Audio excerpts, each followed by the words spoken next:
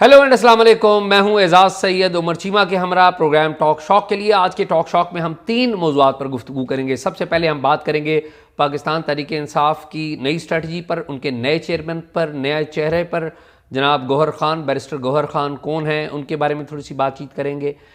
پھر ہم بات کریں گے فیض آباد دھرنا کمیشن کے اوپر، وہاں پر آج ایک بڑی پیش رفت ہوئی ہے، اس کے حوالے سے تھوڑی سی گفتگو ہوگی۔ اور پھر ہم جھنگ یونیورسٹی جو ہے اس کے حوالے سے ایک بات کریں گے، مختصر سی بات ہے لیکن وہ بھی بڑی اہم ہے۔ عمر چیمہ سے بات چیت کا آغاز کرتے ہیں۔ چیمہ صاحب، آپ خیریت سے ہیں؟ ٹھیک ہے، اللہ کا کرم، سب ٹھیک ٹھاک۔ چیمہ صاحب، گوہر خان صاحب سے آپ کے میں نے سنا بڑے اچھے تعلقات ہیں، اور آپ بڑے خوش ہیں اس بات پہ کہ گوہر جو ہیں وہ پی ٹی آئی کے سربراہ بن گئے۔ لیکن میں تو آپ کو بڑا ایک باخبر صحافی سمجھتا ہوں جو کہ آپ نے کل ثابت کیا ہے۔ اچھا بتائیں نا۔ نہیں، میری تو خیر کوئی تعلق نہیں، میرے حال گوہر سے ہماری ملاقات اکٹھی ہوئی تھی یہ جو لائرز موومنٹ کے دوران، جب ہم ایک دفعہ اندر گھس گئے تھے اور جدھر افتخار چودھری بھی تھے ادھر سپریم کورٹ میں، اور ادھر جو اعتزاز احسن ہے نا، تو اعتزاز احسن کے چونکہ یہ ایسوسیٹ تھے، یہ تھے ایک اور لڑکا بھی ہوتا تھا، اس کا نام مجھے پوری بات بتائیں نا کہ کیسے غصے تھے۔ ہاں وہ آپ کو یاد رہی ہوگی، لیکن نہیں، وہ یہ تھا کہ آپ کو میں نے ریکویسٹ کی تھی کہ کیونکہ ایجنسیوں نے سپریم کورٹ کا محاصرہ کیا ہوا تھا اور میں رسک لے رہا تھا کہ وہ کھڑکی سے پھلانگ کے اندر گیا تھا بلڈنگ کے، یہ بات ہے 13 مارچ 2007 کی، اور پھر آپ تھے اور آپ کے ساتھ افضل بٹ تھے، تو آپ نے یعنی کہ کہا تھا کہ رسک لے لو۔ میں آپ کو کہہ رہا تھا کہ آپ نے باہر سے دھیان رکھنا اگر کچھ ہو جائے تو۔ وہ پھر گئے تھے، پھر افتخار چودھری صاحب آ گئے تھے اس کی ڈسپینسری میں سپریم کورٹ کی، تو پہلی دفعہ ان سے جو بات چیت ہوئی تھی، پھر بعد میں اور میڈیا بھی آ گئے تھے، پھر بعد میں آپ بھی آئے تھے اور بٹ صاحب بھی آئے تھے، کافی سارے لوگ آئے تھے۔ تو اینی ہاؤ، تو یعنی پہلے آپ غصے تھے؟ میرے خیال میں ایسے ہی تھا، یعنی نہیں کہ یہ تو ایک انڈرسٹوڈ ہے بات۔ ہاں۔ اچھا، میں تو خیر اس کو جو گوہر کے بارے میں تب سے جانتا ہوں کہ میرا کوئی اتنا ڈائریکٹ تعلق نہیں رہا، لیکن یہ ہے کہ اوورآل یہ بڑی ایک انٹرسٹنگ سچویشن ہے پی ٹی آئی کے لیے، اور تقریباً جس طرح کئی دفعہ لوگ عمران خان کا ذوالفقار علی بھٹو کے ساتھ موازنہ کر رہے ہوتے ہیں، تو میرے خیال ان کا جو لیڈر بنانے کا کوئی مرحلہ ہے وہ بھی کوئی ملتا جلتا ہے، کہ جب ذوالفقار علی بھٹو مارشل لا کے بعد انہیں جیل ہوئی اور انہیں ایک چیئرمین کی ضرورت تھی، ایک عدد چیئرمین کی، اور بندہ بھی ایسا چاہیے تھا کہ جو کوئی ایک تھریٹ بھی نہ بنے۔ بعض اوقات ہوتے ہیں نا لوگ پارٹی بھی ہائی جیک کر لیتے ہیں، بعض اوقات ایک یہ بھی خدشہ ہوتا ہے کہ یہ فوجیوں کے ساتھ نہ مل جائے، تو انہوں نے جس شخص کو چیئرمین بنایا وہ ایک عوام میں بھی اس کو ایک پذیرائی حاصل ہوئی، جی کہ بڑا ایک غریب آدمی اس کو چیئرمین بنا دیا، اور وہ تھے شیر شید صاحب، یعنی یہ والے شیر شید نہیں، پیپلز پارٹی کے شیر، وہ غریب بھی تھے اور سوشلسٹ بھی تھے، اور بلکہ اس پہ اگلے دن نا وہ جو ہمارے دوست ہیں کرن خالد صاحب، وہ بھی بڑے جالے ہیں نا، تو انہوں نے کوئی ٹویٹ بھی کیا ہوا تھا کہ یعنی کہ ان کو چیئرمین بنا دیا، اور جو وہ ذوالفقار علی بھٹو کے پاس گیا، انہوں نے کہا جی کہ آپ نے مجھے چیئرمین بنا دیا ہے اور یہ لوگ گھبرائے ہوئے ہیں، یہ پارٹی چھوڑنا چاہتے ہیں، یہ جیل نہیں جانا چاہتے، اور ان کو یہ بہانہ بھی مل جائے گا جی کہ آپ نے شیر شید کو بنا دیا تو ہم چھوڑ کے جا رہے ہیں، تو بہتر ہے کہ آپ نصرت بھٹو کو بنا دیں۔ تو بعد میں نصرت بھٹو جو ہیں انہوں نے لیڈ کیا، اور اب یہ ہے کہ میرے خیال ہے کہ عمران خان بھی شاید چاہتے ہوں گے کہ یعنی کہ ایک تاثر یہ تھا کہ بشرا بی بی جو ہے نا وہی چیزیں کمانڈ کرے گی، لیکن بشرا بی بی کے 2 جو سب سے بڑی رکاوٹیں پیش آئیں، ایک تو نیب کے کیس ہیں کہ ہو سکتا ہے کہ 4 دن بعد ان کو بھی اندر کر دیں، خیر اندر کر بھی دیں تو کنوکشن نہیں ہے تو ان کو وہ بن سکتی تھیں، لیکن میرے خیال جو اس سے بڑی رکاوٹ پیش آئی نا وہ مانیکا صاحب تھے۔ ہاور مانیکا کا جو انٹرویو ہے نا اس کے بعد بشرا بی بی جو ہے نا وہ چیئرمین کے لیے، چیئر پرسن کے لیے غالباً وہ ڈسکوالیفائی ہو گئے، انہیں لگا کہ انہیں ایک نیگیٹو پبلسٹی مل رہی ہے، اور یہ ایشو اور یہ انٹرویو اور ساتھ جو ہے وہ عدت والا کیس اور باقی جو معاملات ہیں کہ نکاح کس ڈیٹ کو ہوا تھا، وہ پی ٹی آئی کی بات ہونے کی بجائے زیادہ فوکس اس پہ چلا جائے گا، تو لہٰذا انہیں ایک عدد چیئرمین کی ضرورت تھی کہ جو متنازع بھی نہ ہو اور جو شریف النفس بھی ہو، اور کوئی ایسا کوئی یعنی کہ اس سے آپ کو تھریٹ بھی نہ ہو۔ تو حالانکہ وکیل اور بھی تھے، یعنی کہ علی ظفر بھی تھے وکیل، یہ حامد خان تھے، حامد خان، اچھا حامد خان جو ہے نا، حامد خان اصل میں بڑے ایک آزاد منش انسان ہیں، یعنی کہ وہ ان کے کزن بھی ہیں خان صاحب کے، لیکن جب یہ گورنمنٹ میں رہے تو حامد خان کو ان کے ساتھ تعلق نہیں رہا، اور وہ ایسا کو خوشامدی ٹولے میں شامل بھی نہیں تھے، اور ایون کہ اگر وہ انہوں نے کوئی میڈیا اس کا بھی کسی کا بائیکاٹ کیا ہوتا تھا عمران خان نے تو حامد خان ادھر چلے جاتے تھے. تو حامد خان جو ہے وہ ان کو میرا خیال ہے کہ شاید اس سانچے میں وہ فٹ نہیں آ رہے تھے. باقی لطیف کھوسہ ہیں، یعنی کہ وہ پیپلز پارٹی کے بھی تھے، اور کوئی ایسا یعنی کہ وہ انہوں نے اپنے ہی جو تنازعات ہیں اور جو ماضی ہے اس کے جواب زیادہ دینے پڑنے تھے، جس طرح میں نے بشرا کا بتایا. تو لہٰذا جو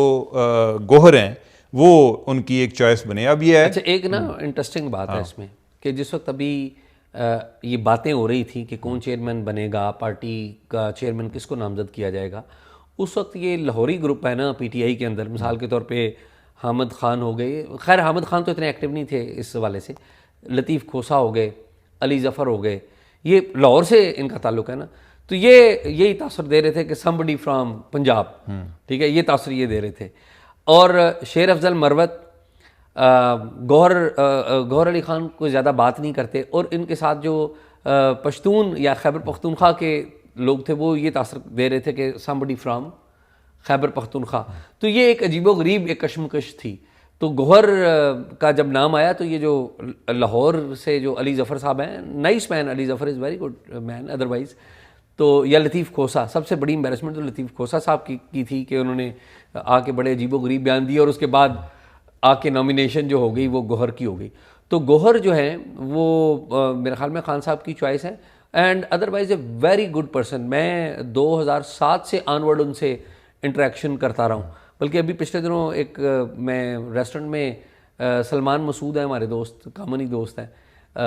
تو میں اور وہ کھانا کھا رہے تھے، تو گوہر جو ہے وہ اپنی فیملی کے ساتھ اسی ریسٹورنٹ میں آ گئے. تو ہماری لیک بھی ہوئی. تو Gohar is very very humble man, nice man, honest, اور سب سے بڑھ کر بات یہ ہے کہ وہ اس کی جو ٹارگٹ ہے وہ کلیئر ہوتا ہے. یہ جو افتخار محمد چودھری صاحب کی جو موومنٹ تھی، افتخار محمد چودھری صاحب کی موومنٹ میں جو بندہ افتخار چودھری صاحب اور اعتزاز احسن کے درمیان تمام رازوں کا امین تھا وہ گوہر علی، یہ بیرسٹر گوہر تھا. لیکن اس نے کبھی بھی ایک ہوتا ہے نا کہ فلیٹرنگ بھی کرنا، بعض لوگ ہوتا ہے کہ ان کو کچھ تھوڑی سی معلومات ہو وہ باہر آ کے یعنی کہ بولنے لگ پڑتے ہیں. تو یہ ان ادر سینس کہ ہی از اے ٹرو لائر، ہاں، کہ اب یہ ہے کہ جو گوہر ہے وہ جس طرح آپ نے بات بتایا نا کہ بڑا آنیسٹ آدمی ہے. اچھا میں نے گوہر کے بارے میں سنا کہ گوہر کو، حالانکہ وہ زیادہ کوئی ایسا کوئی مجھے یاد نہیں، ایک تو یہ ہے کہ اس نے کبھی کوئی سرکاری عہدہ اس کے پاس اس سینس میں نہیں رہا جیسے ہوتا ہے نا کوئی ایڈوکیٹ جنرل یا ایسا، وہ بھی نہیں رہا، اور کوئی سرکاری کیسز کے حوالے سے بھی شہرت نہیں ہے کہ جی ادھر کوئی گورنمنٹ کو سپورٹ کر کے اس نے کوئی کیسز. عمر اس کی اپنی پریکٹس اتنی اچھی ہے کہ اس کو سرکاری نہیں، لیکن لوگ لیتے ہیں نا پھر بھی، یعنی کہ ایک اپنا طریقہ ہوتا ہے کہ اس کے ذریعے آپ ان کو ایز اے کیریئر لیڈر استعمال کر کے آپ آگے جاتے ہیں. لیکن یہ ہے کہ مجھے کوئی بتا رہا تھا کہ کوئی 2-3 دفعہ ایسے ہوا کہ اس کے پاس لوگ تحائف لے کر آئے، جس میں یعنی مہنگے تحائف، یعنی جیسے کوئی آئی فون کا کوئی لیٹسٹ ورژن آ گیا، کوئی گھڑی آ گئی. خان صاحب نے تو گھڑی لے لی تھی. یہ جو ہے نا گوہر کو کسی نے گھڑی دی، کوئی بڑی مہنگی گھڑی تھی، اس نے وہ واپس کر دی، اور ہے وکیل ساتھ، تو اس نے ساتھ یہ بھی کیا کہ کوئی ویڈیو بھی بنا لی کہ واپس کرنے کی، کہ یہ کل کوئی بندہ میرے ساتھ کوئی کسی جگہ کہہ ہی نہ دے جی کہ میں نے ان سے گھڑی لی ہے یا میں نے ان سے جو ہے کوئی فون لیا ہے. ایک تو یہ ہے. دوسرا جو اعتزاز احسن کے ساتھ تب سے چل رہے ہیں اور ابھی تک ہیں، ٹھیک ہے. اور بعض اوقات ایسا بھی ہوا ہے کہ کئی کیسز جو پہلے اعتزاز احسن کے پاس تھے، بعض اوقات ہوتا ہے نا کہ آپ کے جو جونیئر جو ایسوسیٹس ہوتے ہیں ساتھ آپ کے، وہ ذرا کم پیسوں پہ بھی مل جاتے ہیں. تو اعتزاز احسن جو ہیں وہ چونکہ ایک چیمبر کے اپنے یعنی کہ آنر ہونے کے ناطے یا اوور آل ایک سینیارٹی کے لحاظ سے ان کا ریٹ زیادہ ہوتا ہے، تو بہت سارے کیسز آگے گوہر کے پاس بھی آنا شروع ہو گئے، جس میں بیری ایٹون کا بھی کیس ہے. ویسے ملک ریاض کے بھی وکیل ہیں وہ، یعنی کہ ان کے جو پنڈی میں کیسز چل رہے تھے. اچھا ایک یہ ہے کہ گوہر نے جو الیکشن کنٹیسٹ کیا پیپلز پارٹی کے پلیٹ فارم سے، ہاں بنیر سے، اور بڑے ایک نیرو مارجن سے یعنی کہ اس کو شکست ہوئی. میرے خیال ہے جو بندہ جیتا وہ کوئی 21,000 ووٹ والا تھا، یہ کوئی 18,000 ووٹ والے تھے. اچھا ان کا جو پی ٹی آئی کے ساتھ تعلق ہے، پی ٹی آئی کے ساتھ ان کا تعلق، ان کا چودھری فیملی کے ساتھ بڑا اچھا تعلق ہے. اور چودھری فیملی کے ساتھ جو تعلق کا سبب ہے وہ جس طرح آپ نے ذکر کیا تھا نا وہ وسیم گلزار کا، جس کا وہ میجر طاہر کے جو داماد ہیں جی، جو جن کا لاہور میں کوئی ہوٹل وغیرہ ہے جدھر یہ میجر طاہر کو تلاش کر رہے تھے، یہ وسیم گلزار کے کلاس فیلو ہیں کہ ادھر لا کے نا چودھری وسیم کے، ہاں وسیم کے. تو اس وجہ سے جو چودھری فیملی میں انہوں نے کافی پینیٹریٹ کیا، اور جو سب سے اچھا تعلق ہے وہ تو یہی ہے کہ میجر طاہر فیملی وہی وسیم کی وجہ سے، ایک تو ان کے ساتھ ان کا یہ تھا، دوسرا جو ہے اسد کیسر کے ساتھ ان کا اچھا تعلق ہے. کوئی میرے حالے انہیں کوئی پارٹی جوائن کیے ہوئے بھی میرے حالے کوئی سوا سال ہوا ہے، پی ٹی آئی میں آگے ہوئے تھے، پی ٹی آئی کو انہوں نے پٹا وغیرہ انہوں نے ڈالا ہے. تو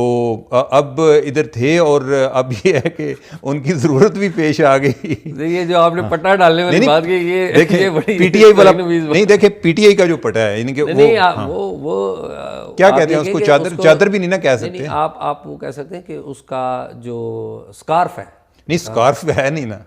اسکارف بھی اس کو نہیں کہہ سکتے. یہ پٹا تو بہت ہی نہیں اب بتائیں، نہیں کہ دیکھیں یعنی کہ اس کو کوئی مفلر کہہ سکتے، لیکن مفلر بھی نہیں ہے نا، یعنی کہ اب کیا کریں، یعنی کہ میرے اہل کو پی ٹی آئی والے، لیکن یہ جو لفظ آپ نے استعمال کیا یہ پی ٹی آئی والے رہنمائی کریں گے کہ جو پٹی کہہ لیں کہ پی ٹی آئی کی جو پٹی ڈالی انہوں نے، ٹھیک ہے.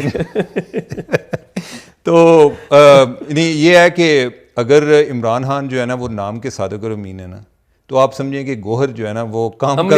عملی طور پہ صادق امین ہے. یعنی کہ وہ میری ان کے نا ایک کولیگ سے بات ہو رہی تھی جس نے ان کے ساتھ کام کیا ہے، اس نے کہا جی آپ سمجھیں کہ جس طرح نا اس نے وکالت کے ساتھ شادی کی ہوئی ہے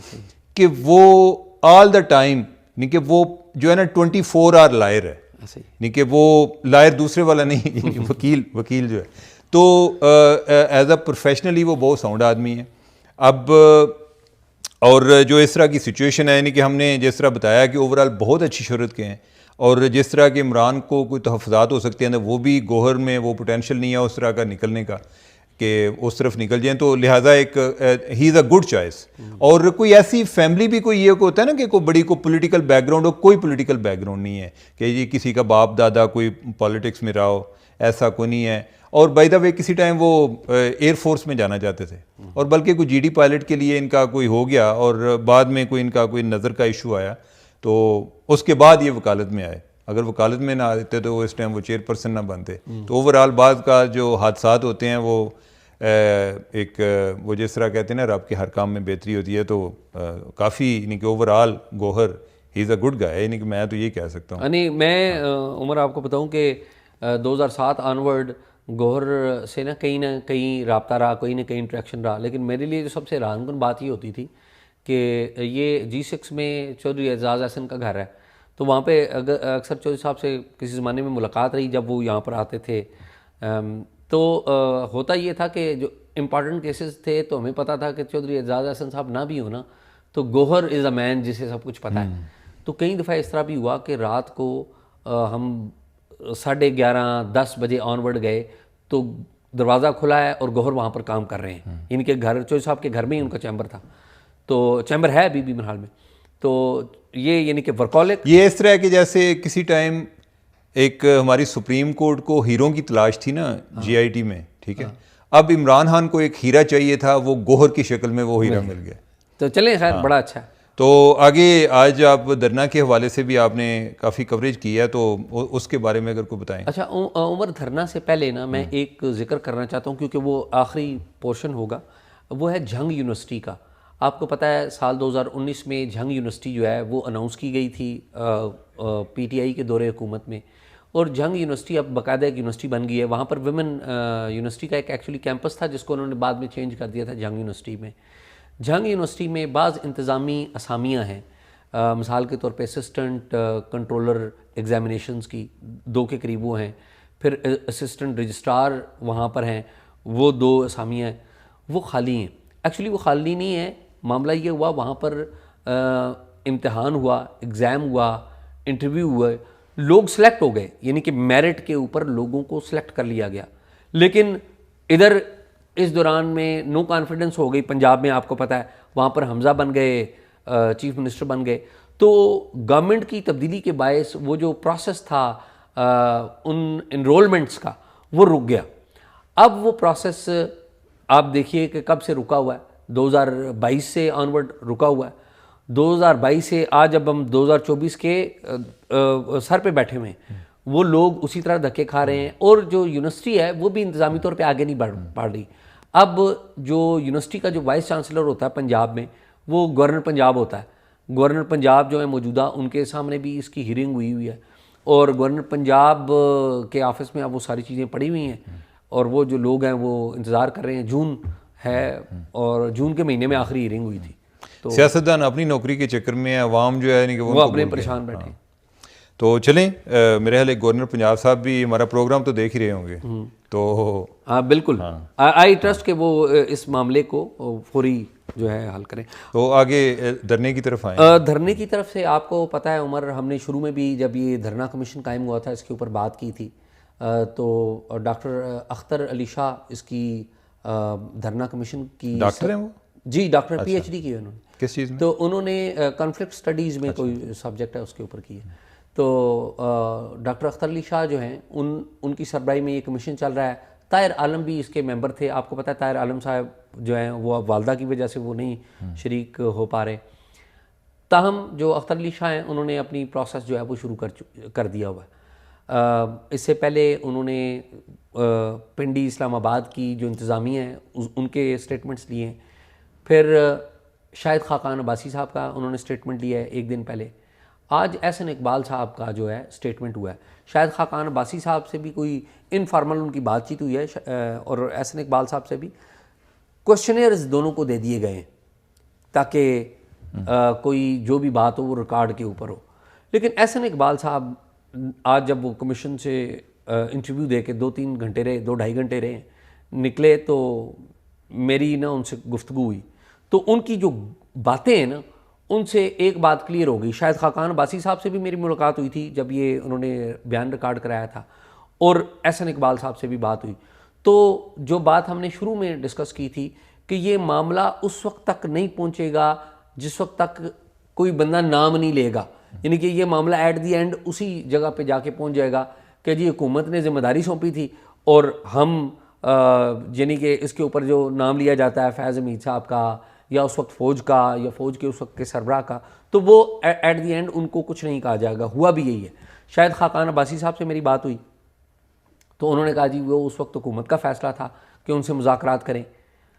تو وہ میرا فیصلہ تھا اور میں اس کو اون کرتا ہوں. شاہد صاحب نے کہا کہ وہ میرا فیصلہ تھا، یعنی کہ میرے نیچے جو تمام ادارے ان کا سربراہ میں ہوں. ٹھیک ہے، ایک تو یہ بات ہوئی. احسن اقبال صاحب سے بات ہوئی تو احسن اقبال صاحب نے بھی کہا کہ جی دیکھیں اس وقت صرف 2 چیزوں پر ہمیں اعتراض تھا، اور 2 چیزیں کون سی تھیں. ایک یہ ہے کہ فوج کا جو سرونگ آفسر ہے وہ معاہدے پر دستخط نہ کرے کہ یہ جو معاہدہ ہے ٹی ایل پی والوں کے ساتھ. اور دوسری انہوں نے بات کی، انہوں نے کہا جی ہم چاہتے تھے کہ یہ وزیر قانون کو مستعفی کرنے کا جو معاملہ تھا وہ ٹھیک نہیں تھا. پھر انہوں نے ایک بڑی دلچسپ واقعہ بھی سنایا کہ افضل قادری صاحب جو ان کے نمبر 2 تھے خادم رضوی صاحب کے، ان کو انہوں نے جب تفصیل بتائی کہ جو امینڈمنٹ ہم نے کیا ہے اس کا غلط آپ مطلب لے رہے ہیں، تو وہ حیران رہ گئے. تو جو بات موٹی میں نے نکالی ہے نا، وہ موٹی بات مجھے یہ سمجھ میں آئی ہے کہ nobody is ready to name any culprit in this case, کہ یہ کہتے ہیں کہ وہ دھرنا جو ہے حکومت کو گرانے کے لیے کیا گیا تھا، یہ کہتے ہیں. لیکن جب ان سے پوچھیں کہ کس نے کیا تھا، کون ملوث تھا، نام کوئی نہیں لیتے. لیکن اعزاز آپ کو یاد ہوگا کہ جس دن لاسٹ ٹائم ہم نے دھرنے پہ بات کی تھی نا، تو میں نے آپ کو کہا تھا، میں نے کہا کہ یہ اب بات ادھر ہی ختم ہونی ہے کہ بھئی ہمیں حکومت نے کہا تھا. ٹھیک ہے، اب آپ بتا رہے ہیں کہ شاہد خاقان عباسی جو ہیں وہ کہہ رہے ہیں کہ میں اس چیز کی ذمہ داری لیتا ہوں. ٹھیک ہے، اب ہو سکتا ہے کہ معاملہ بجائے فوج اور گورنمنٹ کے اب یہ پتہ چلے شاہد خاقان عباسی اور احسن اقبال کے درمیان آ گیا ہے کہ وہ کہیں جی کہ فوجی افسر پہ اختلاف تھا، تو شاہد خان نے وہ کہہ دیں جی کہ میں نے جب کہا تھا جی کہ آپ ان کے ساتھ مذاکرات کریں تو اس میں کوئی ضروری تھا کہ فوجی ہوگا یا نان فوجی ہوگا. بالکل ٹھیک بات ہے. اور آپ دیکھیں نا احسن اقبال وہ وزیر داخلہ تھے ایٹ دیٹ ٹائم، آپ کو پتہ ہے ان کو گولی بھی اٹیک کیا گیا تھا، اور یعنی کہ بہت سیویئر، وہ الیکشن کے دوران، وہ بیسیکلی یہی تھا نا، وہ جو نعرہ تو یہی تھا نا کہ جی انہوں نے کمپرومائز کر لیا ہے.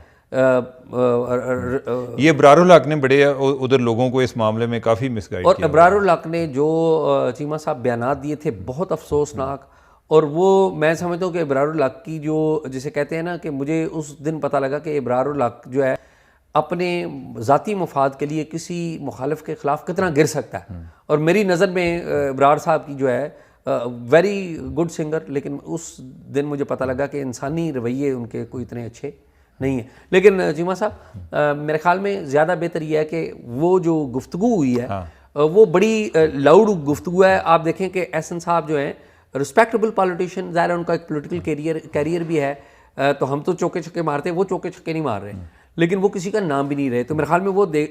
ناظرین دیکھیں اور پروگرام ہم ختم کرتے ہیں. تو ناظرین آپ احسن اقبال صاحب کی گفتگو سنیں کہ وہ کیا کہہ رہے ہیں اور ہمیں اجازت دیجیے. بہت شکریہ. آج انہوں نے بلایا تھا اور ایک سوال نامہ دیا ہے, اس کے روشنی میں ان کو اپنا جواب تیار کر کے دیں گے. لیکن جو فیض آباد دھرنا ہے وہ اس وقت بھی میرا بیان موجود ہے کہ اس کا ختم نبوت کے ساتھ کوئی تعلق نہیں تھا. وہ تحریک ختم نبوت نہیں تھی بلکہ تحریک ختم حکومت تھی, اور وہ اس ایک براڈر پلان کا حصہ تھا جس کے تحت مسلم لیگ نون کو نشانہ بنا کے پی ٹی آئی کو برسر اقتدار لانا تھا. اور اس کے تحت اس وقت ٹی ایل پی اور پی ٹی آئی نے جو پروپیگنڈا کیا اس سے معاشرے کے اندر ایک بہت پولرائزیشن پیدا ہوئی اور مذہبی جذبات کو بھڑکا کے آپ کو معلوم ہے کہ خواجہ آصف صاحب کو, نواز شریف صاحب کو بھی نشانہ بنایا گیا, اور میں تو گولی میں نے کھائی انہی وجہ سے. تو یہ ایک بڑا ہمارے تاریخ کا ڈارک پیریڈ ہے کہ جس میں ایک اتنے حساس موضوع کو, جس کے لیے ہر مسلمان اپنی جان فدا کرنے کے لیے تیار ہے. ہم سب مسلمان ہیں, اور جس شخص کا ختم نبوت پہ ایمان نہ ہو اس کا ایمان قائم نہیں رہتا. لیکن اس حساس مسئلے کو بھی سیاست میں جھونکا گیا اور اس کے ذریعے انتشار پیدا کیا گیا. اور اگر اس صورتحال کو ڈیفیوز نہ کیا جاتا جس کے لیے حکومت نے قربانی دی, وزیر قانون کا استعفیٰ کسی بھی لحاظ سے نہیں بنتا تھا, لیکن صرف اس دھرنے کو ڈسپرس کرنے کے لیے, چونکہ اس وقت ہمیں اطلاعات آ رہی تھیں کہ ملک میں بلوے والے حالات تھے, لوگوں کے گھروں پہ حملے ہو رہے تھے اور مسالک کی بنیاد پہ فسادات بھڑکنے کا خدشہ تھا. یہ بات درست ہے کہ وزیر قانون کا جو اس وقت استعفیٰ لیا گیا تھا اس میں جنرل فیض حمید صاحب نے کہا تھا کہ استعفیٰ دے دیں جی, اس وقت جو میٹنگ ہوئی تھی اس میں بھی گورنمنٹ کا یہ ویو تھا کہ وزیر قانون کا استعفیٰ نہیں بنتا. لیکن جب حتمی معاہدہ ہمیں پیش کیا گیا اور اس میں دو چیزوں پہ پرائم منسٹر نے اور میں نے ضرور تحفظات کا اظہار کیا تھا, ایک وزیر قانون کا استعفیٰ اور ایک ہمارا خیال تھا کہ فوج کے کسی اعلیٰ افسر کے دستخط نہیں ہونے چاہیے. تو اس پر پھر ہمیں یہی کہا گیا تھا کہ اس کے بغیر ٹی ایل پی معاہدہ نہیں مانے گی. اور جیسے میں نے آپ سے کہا کہ اس وقت حالات ایسے سنگین تھے اور نیچے محلوں کی سطح پر فسادات شروع ہو رہے تھے جن سے خطرہ تھا کہ پاکستان میں بین المسالک فسادات گاؤں گاؤں محلے محلے پھیل سکتے ہیں. وہ ایک ہم بارود کے اوپر بیٹھے. تو یہ آپ سے ڈیل کون کر رہا تھا اس وقت ایٹ دیٹ ٹائم جب یہ معاہدہ ہو رہا تھا, تو آپ سے کمیونیکیشن کون کر رہا تھا؟ جی, جو میٹنگ ہوئی تھی غالباً 22 نومبر کو پرائم منسٹر آفس میں, اس میں پھر اس میٹنگ کے اندر حتمی طور پہ ڈی جی سی جنرل فیض کو کہا گیا تھا کہ وہ نیگوشیشنز کو فیسیلیٹیٹ کریں اور اس کو کسی حتمی نتیجے پہ لائیں تاکہ اس کو ڈیفیوز کیا جائے. یہ فیصلہ گورنمنٹ کا تھا, گورنمنٹ نے جنرل فیض کو کہا تھا یا D G I S I نے یا آرمی چیف نے؟ نہیں, یہ میٹنگ تھی جس میں کہ عسکری اور سول اور صوبائی اور وفاقی حکومت کے سارے نمائندے موجود تھے. اس میٹنگ میں پھر یہ فیصلہ ہوا تھا کہ ڈی جی سی جو ہے فوری طور پہ ان نیگوشیشنز کو فائنلائز کرنے کے لیے اپنا کردار ادا کریں. جنرل باجوہ بھی چاہتے تھے کہ ڈی جی سی ہی ساری نیگوشیشنز کرے. آبویسلی جو بھی صورتحال تھی اس میں عسکری اور سول قیادت دونوں موجود تھے. ہمیں یاد ہے کہ آپ وزیر داخلہ تھے اور جس طرح یہاں پر ایک عدالت میں رینجرز نے آپ کو جانے نہیں دیا تھا, تو آپ ابھی بیک یاد کرتے ہیں اس طرح کی میموریز, تو آپ زیادہ پاورفل تھے بطور وزیر داخلہ یا D G I S I یا ڈی جی سی اس وقت زیادہ پاورفل تھے؟ دیکھیے, جو آئینی اور قانونی اختیار ہے وہ جو وزیر داخلہ کا ہے وہ اس کے پاس ہے, اور میں سمجھتا ہوں کہ اس وقت جو رینجرز کا واقعہ ہوا تھا وہ بڑا انفارچونیٹ تھا, اور اس کے اوپر پھر ہم نے اپنا موقف جو ہے وہ ملٹری لیڈرشپ کو دیا اور انہوں نے اس کے اوپر ایکشن بھی لیا تھا. تو یہ بتائیے کہ اس پرٹیکولر دھرنا میں جب معاہدہ کرنے کی بات آئی جس میں فیض حمید صاحب کا نام بھی آیا، تو یہ فیصلہ کس نے کیا تھا کہ فیض حمید صاحب آئیں گے بیچ میں؟ یہ تو میں نے آپ کو بتایا نا، جو میٹنگ ہوئی تھی 22 نومبر کو اعلیٰ سطح کی، جس کو پرائم منسٹر نے چیئر کیا تھا، اس میں سول اور عسکری اور انٹیلیجنس کے تمام ادارے موجود تھے. اس میٹنگ کے اندر یہ فیصلہ ہوا تھا کہ ڈی جی سی جو ہے نیگوسیشنز کو اب حتمی طور پہ فیسیلیٹیٹ کریں، چونکہ اس سے پہلے ہمارے ان سے مذاکرات ہوئے تھے اور وہ کسی منطقی نتیجے پر نہیں پہنچ رہے تھے. جو سول انتظامیہ ہے وہ بھی ان سے بات چیت کر چکی تھی، وہ بھی کامیاب نہیں ہو رہے تھے. اور میں آپ کو ایک انٹرسٹنگ واقعہ بتاؤں کہ ایک جو آخری ہماری ان سے بات چیت ہوئی، اس میں پیر افضل صاحب تھے غالباً، پیر افضل قادری، ان کے جو نمبر 2 تھے، انہوں نے جب ہمیں اسکرین شاٹس دکھائے جس میں وہ کہہ رہے تھے کہ عبارت تبدیل کی گئی ہے، تو میں نے انہیں کہا کہ یہ آپ نے پوری تحریر جو ہے وہ نہیں دیکھی حلف نامے کی. اس میں جہاں پہ آپ یہ کہہ رہے ہیں کہ حلفیہ اقرار کرتا ہوں نکالا گیا ہے، تو یہ اس کی تکرار ختم کر کے اس کو نیچے لایا گیا ہے کہ میں مدرجہ بالا تحریر کا حلفیہ اقرار کرتا ہوں. انہوں نے کہا ایسا ہمیں تو معلوم نہیں ہے. وہ جب میں نے انہیں وہ حلف نامہ پورا دکھایا تو وہ چکنے رہ گیا. انہوں نے کہا کہ یہ تو نئی معلومات ہمارے علم میں آئی ہیں اور میں یہ شورا میں پیش کروں گا. پھر اس کے بعد وہ واپس نہیں آئے، غالباً اس لیے کہ وہ ایک نامکمل چیز کے اوپر اتنا انہوں نے ملک کے اندر ایشو بنا لیا تھا کہ اگر وہ یہ کہتے کہ ہم سے 7 غلطی ہوئی ہے تو وہ امبیرسمنٹ ہوتی ہے. ایٹ دیٹ ٹائم بطور وزیر داخلہ آپ کو نظر آ رہا تھا کہ اس دھرنے میں آئی ایس آئی پیچھے میں ہے جو سپورٹ کر رہی ہے؟ دیکھیے یہ تو اب میں قطعی طور پہ نہیں کہہ سکتا، لیکن یہ بات ضرور میں کہہ سکتا ہوں کہ اس وقت بھی میں نے کہی تھی کہ یہ سارے جو واقعات ہیں یہ اس وقت جو نواز شریف صاحب کی نااہلی سے لے کر 2017 میں، اس کے بعد جس طریقے سے سپٹمبر 2017 میں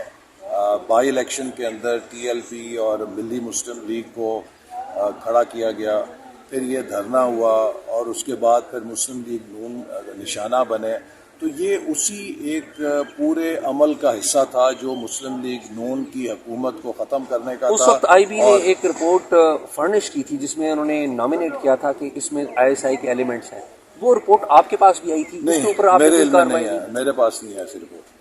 تو آپ ذاتی طور پہ سمجھتے کہ آئی ایس آئی ملوث نہیں نظر آئی؟ نہیں، میرے پاس کوئی ایسی براہ راست ایویڈنس نہیں تھی کہ جسے میں کسی کے بارے میں کہہ سکوں کہ کون ملوث تھا، لیکن اس میں جو بھی انفرنسز ہیں وہ واقعاتی طور پہ انسان ڈرا کر سکتا ہے. تو آپ یہ سمجھتے کہ فیض آباد کا جو دھرنا تھا اس میں جو فیض حمید صاحب ہیں وہ انہوں نے تو ایک سرکاری نوکری کی، بیسکلی ان کا قصور کوئی نہیں تھا؟ دیکھیے میں نے آپ کو یہ کہا نا کہ جو فیض آباد کا دھرنا ہے واقعاتی طور پہ جب میں پیچھے دیکھتا ہوں تو یہ مجھے اسی آپریشن کا حصہ نظر آتا ہے جس کا مقصد نواز شریف صاحب اور مسلم لیگ نون کی حکومت کو نکال کر پی ٹی آئی کی حکومت کو ملک میں آپریشن وہ کون کر رہا تھا؟ یہ تو اب تحقیق کمیشن کا کام ہے کہ اس تک لیکن وزیر داخلہ رہے ہیں آپ کس طرح کہہ سکتے ہیں کہ آپ کو اس آپریشن چلانے والوں کا پتہ نہیں؟ ہمارے پاس تو جو معلومات آتی ہیں اس میں کوئی ایویڈنس ایسی تو نہیں ہوتی کہ جس میں آپ انفارمیشن، جب تک کہ کوئی ایجنسی آپ تک یہ انفارمیشن نہ لے کر آئے، وزیر داخلہ لیکن آپ جو انفرنسز ہیں واقعات کی بنیاد پہ اخذ کرتے ہیں نا، اور وہ جب تک فیکچول آپ کے علم میں کوئی چیز نہ آئے آپ اس پہ کوئی قطعی بات تو نہیں کر سکتے. ایسا نہیں لگ رہا کہ آپ ذمہ داروں کا نام لینے سے اوائڈ کر رہے ہیں یا شاید آپ کا آگے پولیٹیکل کیریئر ہے؟ جب یہ ایک تحقیقات ہو رہی ہیں تو اس وقت میں کوئی اس چیز کو نہیں کہہ سکتا یا اس پہ کوئی رائے نہیں دے سکتا، کیونکہ یہ ایک فیکٹ فائنڈنگ کمیشن ہے، یہ اس کا کام ہے، وہ ہم سب سے ایویڈنس لے گا اور اس کے بعد کسی نتیجے پہ پہنچے گا.